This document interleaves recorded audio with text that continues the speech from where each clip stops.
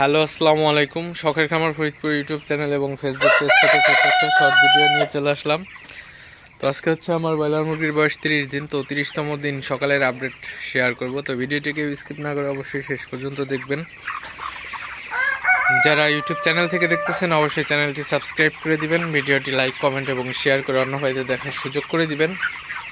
এবং যারা Facebook page থেকে দেখতেছেন অবশ্যই পেজটি ফলো দিয়ে সাথে থাকবেন। তো ভিডিওটি শুরু করা যাক। তো আজকে হচ্ছে আমার ব্রয়লার মুরগির বয়স 30 দিন। তো সকালবেলায় হচ্ছে মুরগিগুলার আপনারা যদি একটু খেয়াল করে থাকেন তাহলে কিন্তু দেখতে পারবেন যে মুরগিগুলা আলহামদুলিল্লাহ অনেকটা কিন্তু ভালো আছে। আমার মুরগি রেডি হয়ে গেছে, তো 3-4 দিন পরে বিক্রি করে দিব আসলে।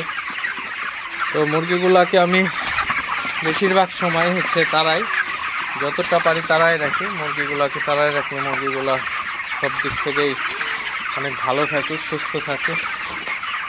তো সর্বোপরি কথা হচ্ছে ব্রয়লার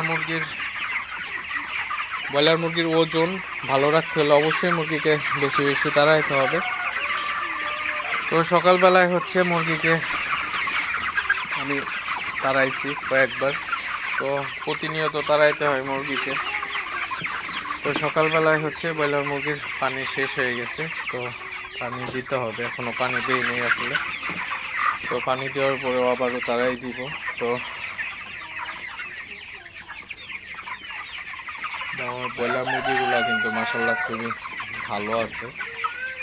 তো এখনো কিন্তু লাইট বন্ধ করি নাই আসলে। তো ভালোভাবে রোদ ওঠার পরে লাইট অফ করবো এবং সাইড পর্দা এক সাইড খুলে দিছি এবং এই পাশ দিয়ে বাতাস ঢুকে জন্য এই সাইডটা বন্ধ আছে আপাতত। তো যাই হোক, ভিডিওটি বেশি বড় করব না, জাস্ট একটু শেয়ার করলাম।